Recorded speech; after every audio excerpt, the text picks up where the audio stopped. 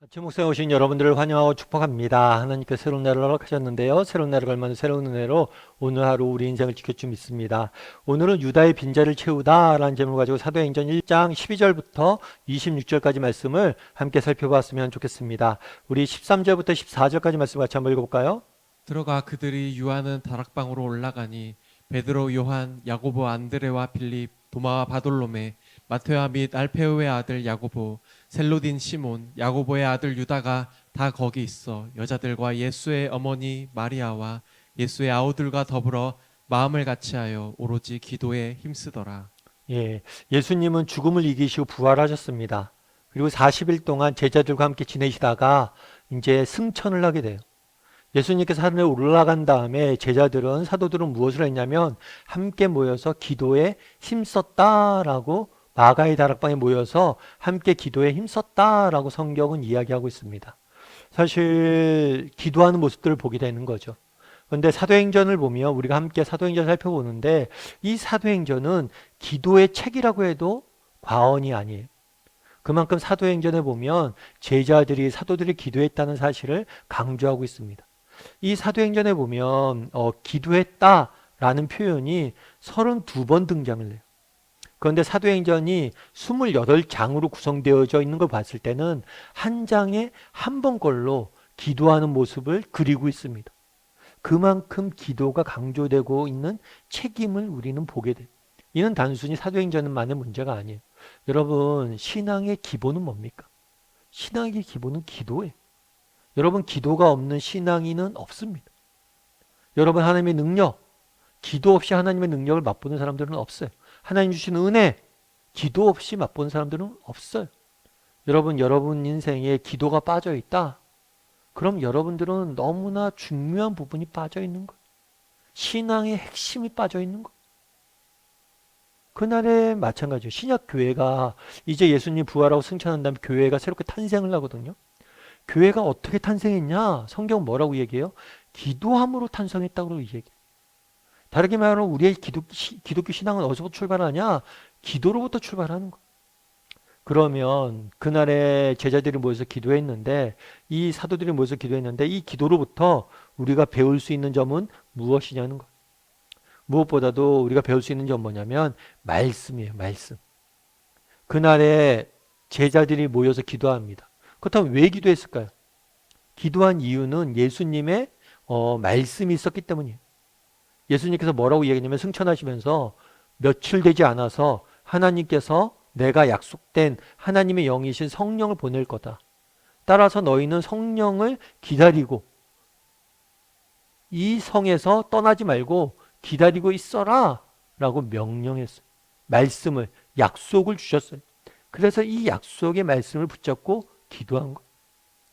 그들은 무엇보다도 정말 그들에게서 배울 수 있는 건 무엇이냐? 하나님의 약속을 믿고 그 약속을 신뢰함으로 기도하는 거예요. 하나님의 말씀을 믿고 그 말씀을 붙잡고 신뢰함으로 기도하는 거예요. 그럼 여러분들은 어떠세요? 여러분 정말 기도할 때, 정말 여러분들이 기도할 때마다 붙잡고 있는 약속의 말씀이 있습니까? 정말 하나님이 주신 약속의 말씀을 붙잡고 기도하고 있냐는 거예요. 여러분 18번이란 거 아죠? 18번. 18번은 뭐 예를 들면 노래의 18번 하면 내가 가장 좋아하는 노래를 18번이라고 이야기하죠. 그리고 요즘 젊은 사람들은 이런 얘기 안 쓰고 이렇게 이야기하죠. 인생 노래, 인생 책. 정말 내 인생을 바꾼 노래, 내 인생을 바꾼 책. 이런 것들이 있다라고 이야기하죠. 그럼 여러분 인생 말씀이 있으세요? 여러분이 정말 힘들고 어려울 때마다 붙잡고 나가는 말씀이 있냐는 거예요. 정말 여러분들이 인생에 고민이 들고 어려움에 처했을 때마다 여러분들이 붙잡는 말씀이 있냐는 거예요. 정말 내가 예수님을 믿은 지 수년, 수십 년이 됐는데 정말 이렇게 붙잡고 나아가는 말씀 한 구절 없다면 그 사람은 정말 내가 기도할 때마다 붙잡는 말씀 한 구절 없다면 그 사람은 어쩌면 제대로 신앙생활을 주는 유익을 경험하지 못하는 것일 수 있어요. 저는 개인적으로 참 좋아하는 말씀이 어떤 말씀이냐면 마태복음 6장 26절 말씀이에요. 공중의 새를 보라. 심지도 않고 거두지도 않고 창고에 모아 들이지도 아니하되 너희 하늘 아버지께서 기르시나니 너희들이 이것보다 귀하지 아니하냐. 새들을 보라는 거예요. 그들을 하나님께 다 먹이지 않냐는 거예요. 그건 다 하물며 새들보다 귀한 너희를 내가 먹이지 않겠냐는 거예요. 제가 대학교 4학년 때 IMF가 터졌었어요. 그래서 정말 열심히 취업을 위해서 준비했는데 IMF 터지니까 뭐 회사들이 신입사원을 뽑지 않죠. 있던 직원들도 내쫓는 마당이고 회사가 망하는 마당인데 은행이 부도나는 형편인데 어떻게 신입사원을 뽑습니까? 정말 막막하더라고요. 그런데 정말 그렇게 막막한 현실, 뭐 뉴스만 틀면 뭐 너무 안 좋은 소식만 매일 계속 나오죠. 근데 조용히 기도실 가서 이 약속 말씀 붙잡고 기도하다 보면 힘이 나더라고요. 여러분 정말 이런 말씀이 있어야 돼요. 그리고 말씀을 붙잡고 기도할 수 있어야 돼요. 여러분 정말 그런 말씀이 없다. 그럼 오늘 제가 말씀하신 마태복음 6장 26절 이 말씀 붙잡고 여러분 찾아서 읽고 붙잡고 기도해 보세요. 또 오늘 본문에서 배울 수 있는 점이 있죠. 그건 뭐예요? 사도들이 모여서 함께 기도했다는 거예요. 다르게 말하면 우리가 기도할 때 정말 우리가 함께 기도할 수 있는 기도의 동역자들이 필요합니다. 물론 개인적으로 내가 하나님 앞에 나가서 기도해야 돼. 그리고 개인의 기도가 무엇보다도 중요합니다. 그럼에도 불구하고 뭘 할 수 있어야 돼요? 우리가 서로의 기도 제목을 살피고 서로를 위해서 함께 기도할 수 있어야 돼요. 그랬을 때 우리가 뭘 할 수 있어요? 오래 기도할 수 있어요. 여러분 기도는 굉장히 영적인 싸움입니다. 여러분 우린 기도하다 지치기 쉽고요. 기도하다가 지치고 또 기도를 중간에 그만둘 수 있어요. 그런데 함께 기도하면 우리는 훨씬 더 그 영적인 싸움을 이기고 기도할 수 있는 것. 그런데 우리의 문제가 있죠. 그건 뭐예요? 기도의 부탁도 잘 하지 못하고 서로를 위해서 함께 기도하지 못한다는 거예요. 제가 아는 이제 남자 성도님이 있어요. 그분한테 집사님 형제님 요즘 기도하세요? 그랬더니 그 형제님이 그분이 그런 얘기를 하세요. 아, 목사님 걱정하지 마십시오. 제 아내가 절 위해서 정말 열심히 기도하고 있습니다. 그럼 형제님이 기도해야죠. 그런데 그럼에도 불구하고 잘하는 거 한 가지 있어요. 그건 뭐예요? 부탁을 하는 거예요. 다른 사람에게. 정말 우리 아내가 날 위해서 기도하고 있다. 아내한테 계속해서 기도 좀 알려주는 거죠. 이걸 위해서 기도해줘. 이걸 위해서 기도해줘.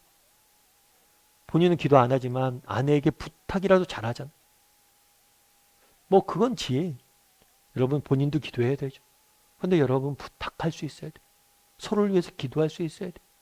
그래서 서로를 지킬 수 있어야 된다는 거. 여러분 그날의 사도들도 마찬가지. 정말 함께 기도하고 있었어요. 그리고 또 오늘 사도들에서 배울 수 있는 한 가지 기도의 자세가 있어요. 그건 뭐냐면 24절부터 26절까지 말씀을 같이 한번 읽어볼까요?